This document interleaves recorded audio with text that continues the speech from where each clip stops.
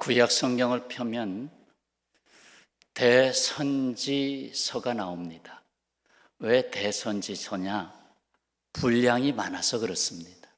예언한 분량이 많은 네 사람이 있습니다.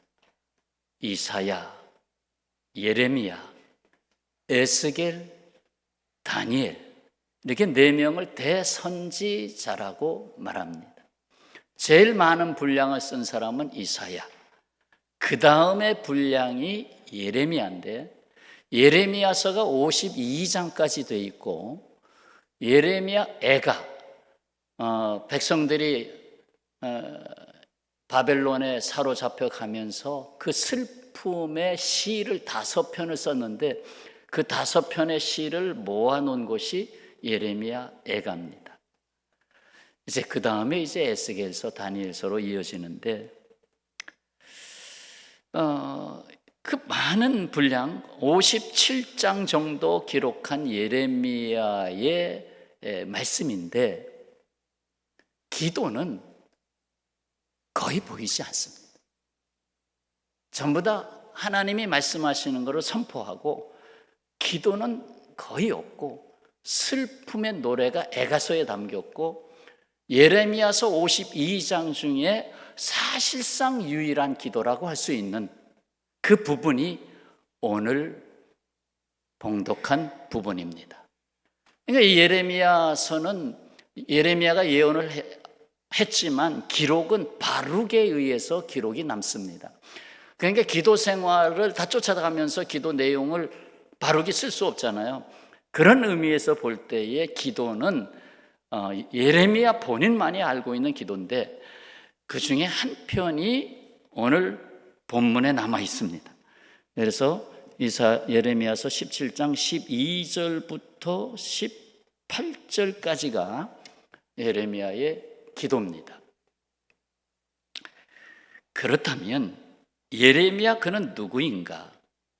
제사장 집안이었던 예레미야는 남왕국 유다 왕 요시야 왕 제13년에 하나님의 부름을 받고 선지자가 되어서 예루살렘이 바벨론에 의해서 함락되기까지 40년 동안의 과정을 지켜봤고, 거기서 하나님의 말씀이 임하는 것을 선포했습니다.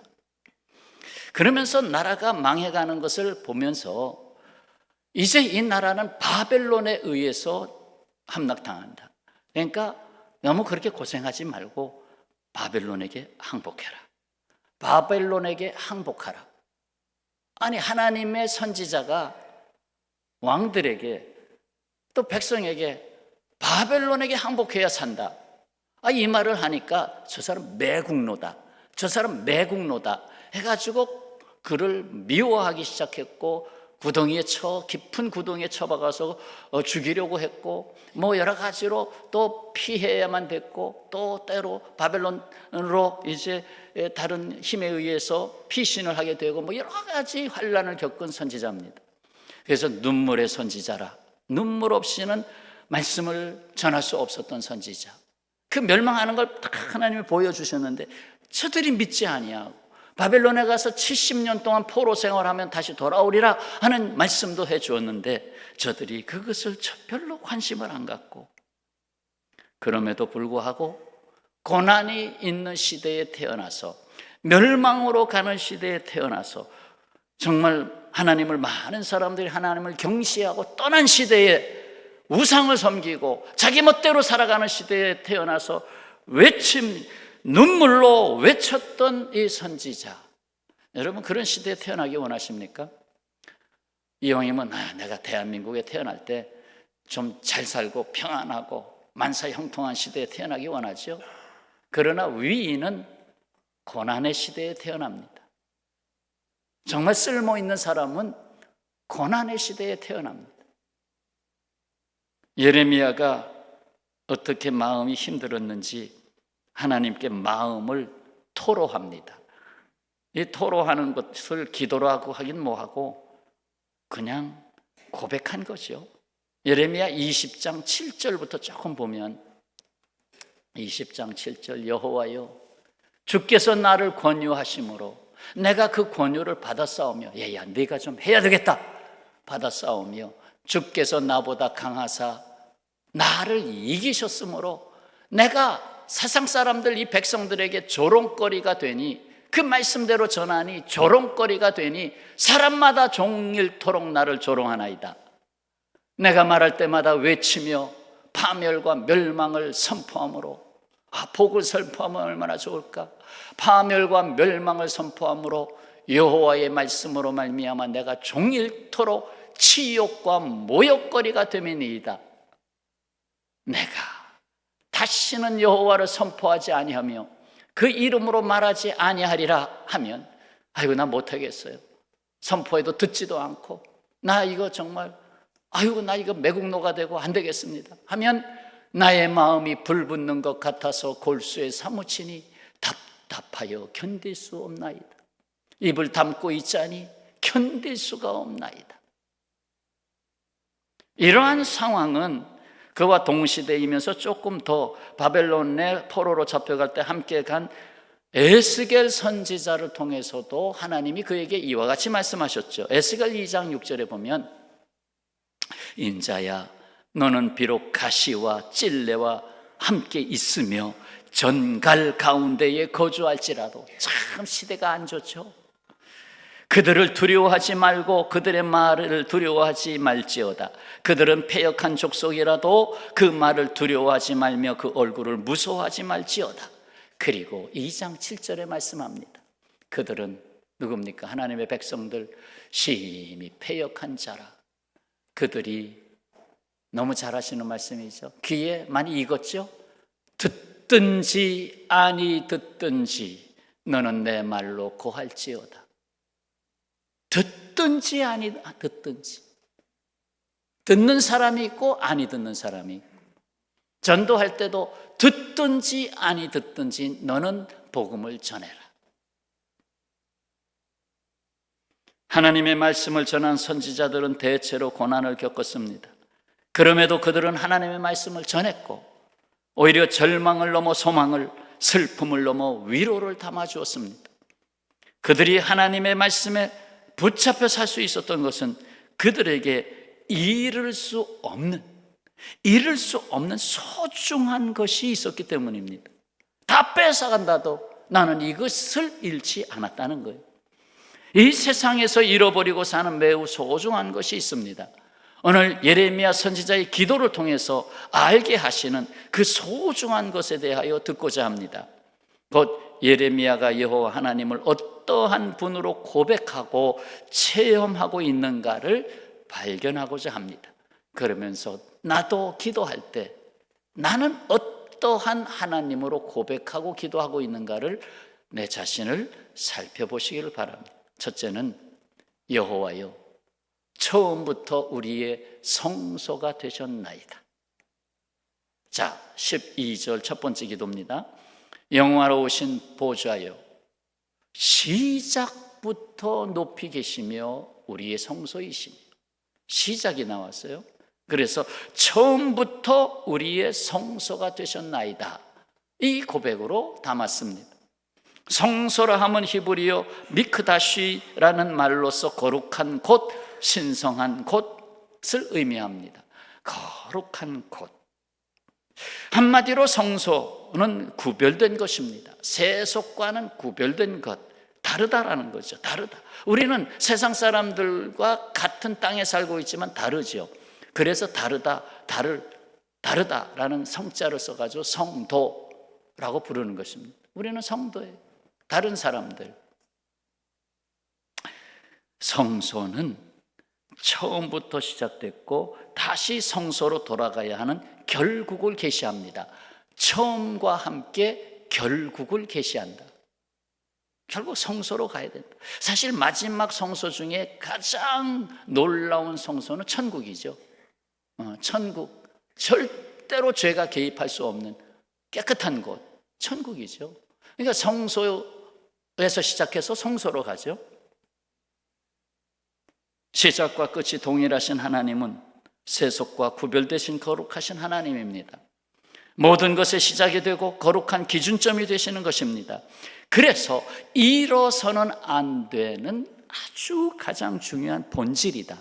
거룩. 내가 거룩하니 너희도 거룩하라. 내가 성소이니 너희도 성소가 되라. 그런데 이 성소, 거룩함으로 나아가는 삶이 인간의 죄악으로 인하여 닫히고 맙니다. 이것은 인간에게 절망, 사망, 멸망을 의미하는 것입니다. 닫혀버렸어요. 거룩함이 닫혀버렸어요. 다 세속화되고 다 멸망의 길로 가게 됐어요. 이 닫혀진 성소를 다시 열어야 됩니다. 그런데 이것은 죄인이 되어버린 인간으로서는 열 수가 없습니다. 이해할 수 없이 영원한 속죄를 이루시고자 하나님의 아들 예수께서 십자가에서 죽으셔야만 했습니다. 이로써 인류 역사에 하나의 중요한 획을 긋게 되는데, 예수께서 십자가에서 죽으심으로 역사를 반전시킵니다. BC에서 AD로, Before Christ에서 Anno Domini, 예수님 오시기 전 시대에서 Anno Domini, 주님의 날로 2024년. 바로 성소를 열어주신 분이죠. 예수께서 십자가에서 낮 12시에 운명하실 때에 무슨 일이 일어났습니까? 마가복음 15장 38절, 이에 성소 휘장이 위로부터 아래까지 찢어져 둘이 되니라. 커튼이 열렸어요. 그 10cm가 넘는다는 그 연구가 있는데 그 커튼이 쫙 찢어져서 열렸습니다. 히브리서 10장 19절, 그러므로 형제들아 우리가 예수의 피를 힘입어 성소에 들어갈 담력을 얻었나니 이제는 성소에 들어가게 됐다. 거룩한 곳에 들어갈 수 있는 자가 됐다. 이 세상의 혼돈과 어둠 속에서 시시비비를 가리며 소란하며 분쟁할 때 하나님의 성소에서 하나님의 변치 않는 진리와 목적과 그 궁극적인 결말을 보게 됩니다. 세상이 지진나는 것처럼 흔들릴 때 다시 성소, 다시 성소로.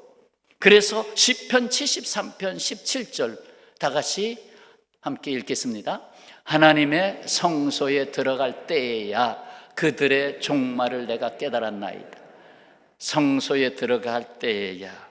하나님은 이렇게 말씀하시는데 세상은 이렇게 가서 결국 그 종말을 이 세상이 맞이하는구나. 그렇습니다. 하나님은 우리의 성소이십니다. 또한 그 몸으로써 그리스도의 몸인 교회를 이 땅에 두셨습니다.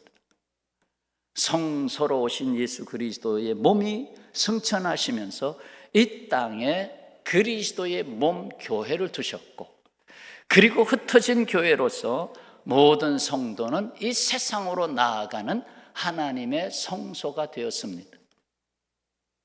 여러분, 성도는 세상에 나아가는 성소입니다. 똑같으면, 일반 사람들과 똑같으면 성소 발견할 수 없습니다. 교회에 가면 교인인 척, 세상으로 나가면 세상 사람들과 똑같다면 교회는 죽습니다. 세상에 나가서 성도가 성소가 되어야 됩니다. 내가 있는 곳에 거룩성을 끼칠 수 있는 삶. 왜 저 사람은 저렇게 뭔가 기준이 있는 사람이다. 왜 흔들리지 않을까? 왜? 성소가 있기 때문에. 두 번째는 여호와여 우리의 소망이 되셨나이다. 13절에서 두 번째 기도를 발견합니다. 이스라엘의 소망이신 여호와여, 우리의 소망이신 여호와여. 무릇 주를 바라는 자는 다 수치를 당할 것이고 여호와를 떠나는 자는 흙으로 돌아갈 것이지만 오직 우리의 소망이신 여호와는 생수의 근원이신 여호와이십니다.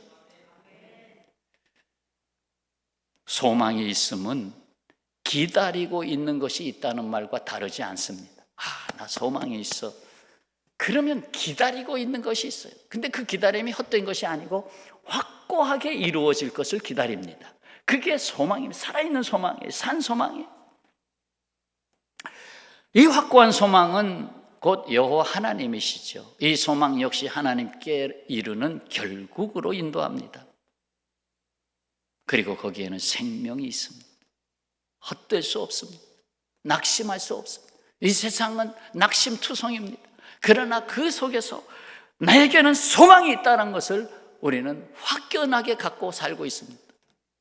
저 사람은 절망하는 걸 못 봤어. 지난주 말씀대로 전화위복의 삶을 살아. 저 사람 안 되는 것 같아도 결국은 뭔가 이루더라고. 갈 곳과 쉴 곳이 있는 사람은 행복합니다. 갈 곳이 있고 쉴 곳이 있는 사람.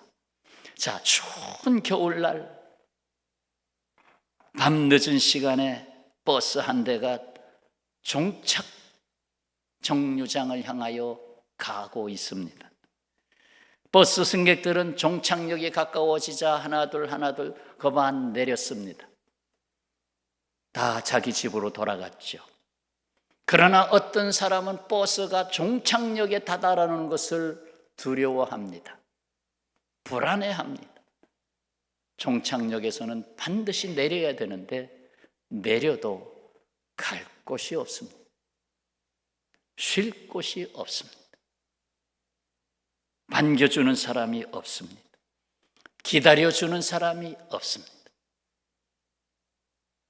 성도 여러분, 우리 인생이 내려야 할 정류장이 몇 정거장쯤 남아 있을까요? 그 누구도 알 수 없지만 인생의 종착역에 도달했을 때 갈 곳이 있는 사람은 행복합니다. 나를 사랑하는 그분이 기다리고 있는 사람은 행복합니다. 그래요. 우리가 내릴 마지막 정류장에서는 주 예수께서 기다리고 계십니다.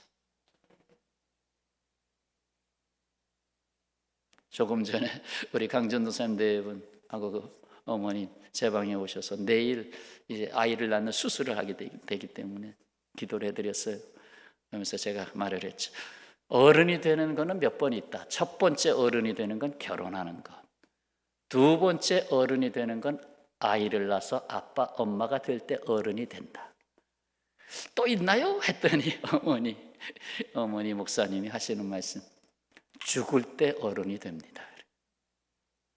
죽을 때 한 번 더 어른이 됩니다. 그런 것 같아요. 인생의 종착역에서 한 번 더 어른이 되는 것 같습니다. 나의 소망은 오직 주께 있습니다. 금년도 온 세상의 소망, 이 소망을 다시 찾아야 된다. 그래서 이 말씀 다시 전광판에 띄웠어요. 다시 좀 기억하자. 자, 세 번째 기도입니다. 나의 찬송이신 여호와여, 나의 치유자가 되셨나이다. 나의 찬송이신 여호와여, 나의 치유자가 되셨나이다. 14절 세 번째 기도죠. 여호와여, 주는 나의 찬송이시오니 나를 고치소서. 그리하시면 내가 낫겠나이다. 나를 구원하소서. 그리하시면 내가 구원 얻으리이다. 그런데요, 앞에 두 절에 나타난 것은 우리의 하나님이에요. 이스라엘의 하나님, 우리의 하나님. 그런데 세 번째 기도는 나의 하나님이 됐어요. 무슨 의미입니까? 이 예레미야가 그 민족의 아픔, 민족의 그 멸망으로 가는 그걸 가슴에 안았어요. 안고 기도합니다. 그러면서 그 아픔은 자기의 아픔이 됐고 자기의 눈물이 됐어요. 나의 하나님, 나를 고치소서. 내가 누굽니까? 이 하나님의 백성들을 고치소서. 우리나라의 아픔을 내 아픔으로 안았어. 이웃의 아픔을 내 아픔으로 안았어요. 나를 고쳐주소서. 나를 고쳐주소서. 이 슬픔과 아픔으로 고통하는 세상에서 우리의 기도입니다. 나를 구원하소서. 이 죄악의 수렁에 빠진 세상에서 우리의 기도입니다. 여기서 치료와 치유에 대하여 말씀을 드리겠습니다. 치료와 치유는 다릅니다. 토니 캠펄로라는 목사님은 이스턴 대학의 사회학 교수이기도 했습니다. 한 번은 어느 교인이 병원에서 암을 낫게 해달라는 기도를 이 목사님에게 부탁을 했습니다. 그러자 캠플러 목사는 그를 찾아가 붙들고 병 낫기를 위해 간절히 기도했습니다. 아버지요, 이 병이 물러가게 하여 주소서. 간절히 기도했습니다. 일주일이 지났습니다. 캠플러 목사는 그 교인의 아내로부터 전화를 받았습니다. 여보세요, 목사님이 저번에 제 남편의 암을 위해 기도해 주셨지요? 그러자 이 목사님, 병이 낫다고 전화했을까? 목소리 자체가 그렇게 침울하게 가라앉은 건 아닌데, 기도의 능력으로 암이 물러갔나 하는 생각을 잠시 가질까 하는 때에 그녀가 말합니다. 남편이 죽었어요. 그 순간 캠플러 목사는 그녀가 따지려고 하는 줄 알고 아무 대답도 못했습니다. 그때 그녀가 말합니다. 목사님, 제 남편이 세상을 떠나기 얼마 전까지는 분노로 가득 차 있었습니다. 자녀들의 성공도 보지 못하고 암으로 일찍 죽을 것 생각하니 너무 억울하다고 가끔 하나님을 저주했습니다. 그 모습을 볼 때마다 가족들도 함께 있는 것이 너무 괴로웠습니다. 그런데 목사님이 기도해 주신 후에 제 남편에게 변화가 일어났습니다. 남편의 마음에 평화와 기쁨이 생겼습니다. 목사님, 지난 3일 동안은 우리 가족들의 삶에서 가장 행복한 날들이었습니다. 우리는 노래했고 웃었고 성경을 읽었고 기도했습니다.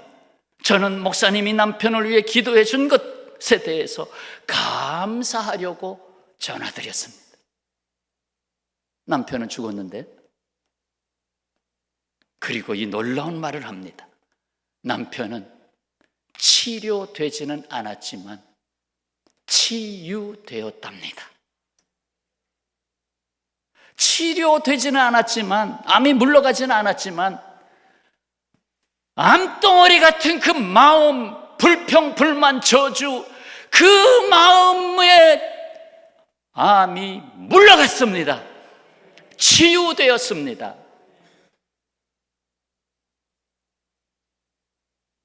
지식과 지혜가 다르듯이 치료와 치유가 다릅니다.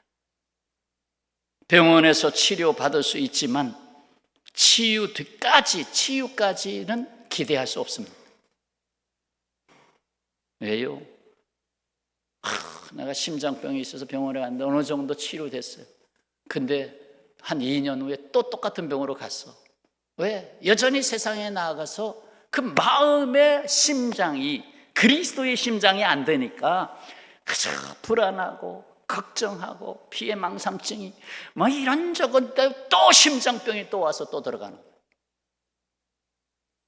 치유가 안 돼서. 치료가 의사나 의약품으로 신체적 병을 잠정적으로 고친다면, 치유는 영적으로 그리고 관계적으로 건강한 상태로 회복합니다. 어떤 경우에는 치료하는 과정에서 아무래도 다리를 잘라야 되겠습니다 하고 신체적 손상을 입기도 합니다. 온전한 육체로 되돌아갈 수 없기도 합니다. 아니, 육체가 늙어가면서 점점 신체적 손상을 가져옵니다. 온전할 수 없습니다. 그러나 치유는 다릅니다. 치유는 온전함에 이르는 과정으로 자기 자신과의 관계, 타인과의 관계, 그리고 모든 주어진 환경과 조건 속에서의 모순된 상황을 언제나 총체적으로 잘 수용할 수 있는가 하는 영적 성숙함의 문제입니다. 치유는 성숙함의 문제입니다. 온전함에 이르는 성숙함, 더 온전한 인격에 이르는 성숙함, 그게 치유입니다. 병은 고쳤는데 저 사람 저거 철떡 저 뭐라고 그래? 저 성격 버리지 못하고 저래. 그러면 치료는 됐지만 치유가 안 된 거거든요. 치유가 돼야 되거든요. 하나님은 치유되게 하기 위해서 치료하는 과정을 주시기도 하십니다. 왜? 그 병을 치료받으면서 이 병이 나를 새 사람으로 만드네 하는 치유까지 받으면 복 있는 자입니다. 그게 복 있는 자입니다. 사람은 치료할 수 있지만 오직 하나님만이 치유하십니다. 비록 치료받지 못한다 할지라도 하나님의 치유하심으로 기쁨과 평안과 소망을 누리며 살아가시기 바랍니다. 그렇습니다. 이 총체적인 회복, 곧 온전하고 영원한 인격체로서의 치유함에 이르는 데는 오직 인간을 구원으로 초대하신 주 예수님의 대속에 담으신 은혜 밖에는 다른 길이 없습니다. 없어요. 오직 은혜 받아야 됩니다. 거부하면 안 됩니다. 이 세상에 많은 사람들이 교만하여서 은혜를 거부했습니다. 이제 나중에 봐요. AI 인간에게 사로잡힙니다. 이제 피부까지 완전히 사람과 거의 똑같이 만들어 놓고 AI가 말합니다. 주의, 아이고, 부부, AI 배우자까지 만들어 놓고 내가 당신 위해서 최선의 서비스를 하는데 당신 왜 나에게 욕해요? 하고 AI 인간이 말할 겁니다. 그런 시대 옵니다. 이제 하나님 다 빠져나가고 인간이 만들어 놓은 세상 왕국, 지구 여행도 다 끝나서 더 갈 곳이 없으니까 1억, 2억을 내가면서 달나라 여행 가고 조금 더 멀리 나가고, 저 지구 궤도 바깥에서 지구를 바라보면서 한 달간 살고 오기 얼마? 5억. 이런 거 이제 앞으로 할 거예요. 쓸데가 없으니까. 자녀는 낳지 않고 이 AI 자녀 하나씩 갖다 놓고 어떻게 될지 몰라요. 그쯤 되면 하나님이 안 되겠다. 인간을 볼 수가 없구나. 끝내자. 그리고 천국 문을 여시겠죠. 그러므로 다른 길이 없기 때문에 오직 예수로, 오직 복음으로, 그리고 길어서 생략했어요. 오직 성령으로 말미암지 않고는 여기에 이를 수가 없습니다. 그 첫 번째가 이거, 여호와여 처음부터 우리의 성소가 되셨나이다. 두 번째, 여호와여 우리의 소망이 되셨나이다. 그리고 세 번째, 나의 찬송이신 여호와여 나의 치유자가 되셨나이다. 아멘. 기도하겠습니다.